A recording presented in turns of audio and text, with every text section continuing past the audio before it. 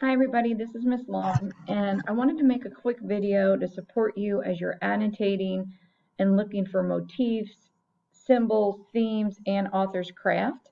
Yes, my glasses are broken, so don't mind me. Okay, so I'm going to start here with Chapter 6 because I know that some of you are in Chapter 6. Even if you're not in Chapter 6, this can still apply to your annotations because I'm modeling how to do this work, okay? So we gave you a sheet that says themes, motifs, and symbols. And hopefully you're able to find that sheet. It looks like this. And we have it, your teacher should have it linked on Canvas. But in that sheet, let's move this down. It breaks down what are the themes, the motifs, the symbols that we should be looking for in the outsiders.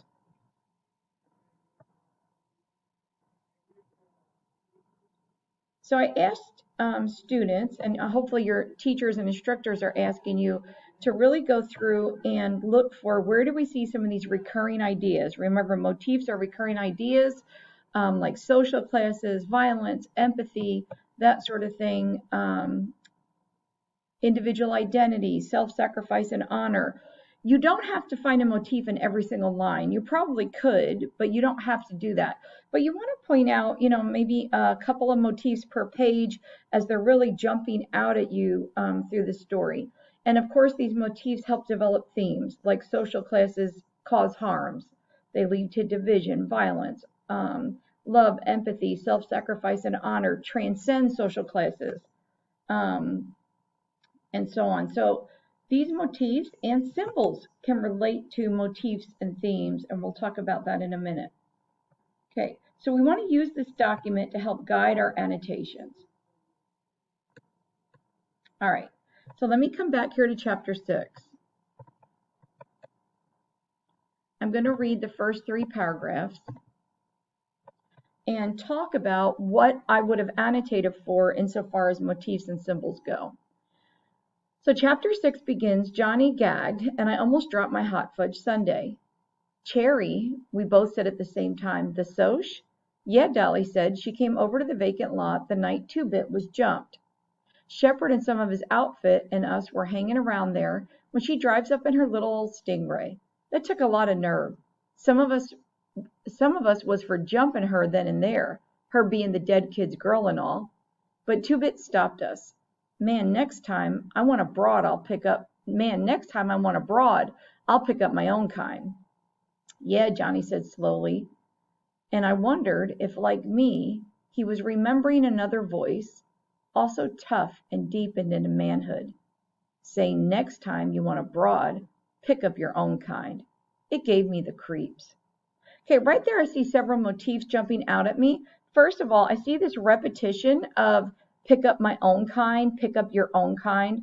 And broad it really is an offensive term for a female, but we get what they're saying here. If you want to talk to a female, pick up your own kind. And of course that relates to social classes because when they say your own kind, that's what they mean.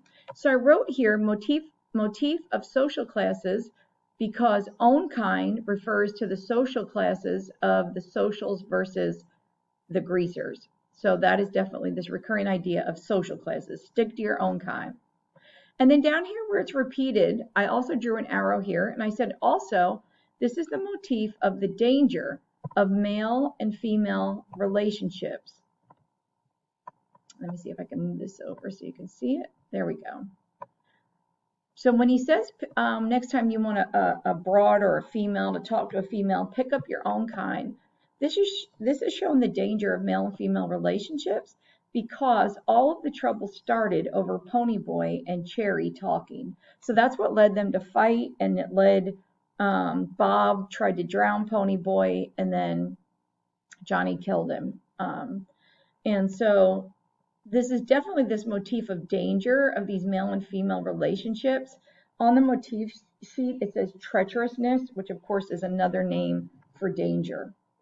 Okay, and then also here, I did add a summary. It's good if you're applying the Fab Five here and there, because I had to think for a minute, who's he talking about? Who said this in this deep voice that just came into manhood? And then I remembered, oh, he's talking about Bob. So I put summary. Ponyboy is remembering that Bob said to him, what Bob said to him before the attack and Bob's death. So I'm clarifying here that this is when he says he remembered this voice, he's talking about Bob's voice. Okay, and then let's go on to the next paragraph. Dally was going on. She said she felt that the whole mess was her fault, which it is, and that she'd keep up with what was coming off with the Socias in the Rumble and would testify that the Socias were drunk and looking for a fight and that you fought back in self-defense. He gave him a grim laugh. That little gal sure does hate me. I offered to take her over to the Dingo for a Coke and she said no thank you and told me where I could go in very polite terms.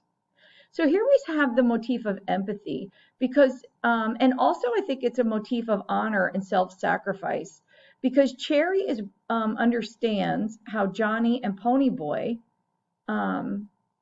feel. She understands how they feel because they're going to be accused of murder, but she's willing to tell the truth to help them.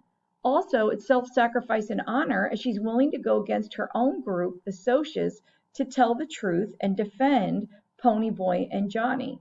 So here I see this idea of honor and self-sacrifice and empathy. She understands how they must feel, and she's willing to sacrifice to help them. Okay, the next paragraph. She was afraid of loving you, I thought.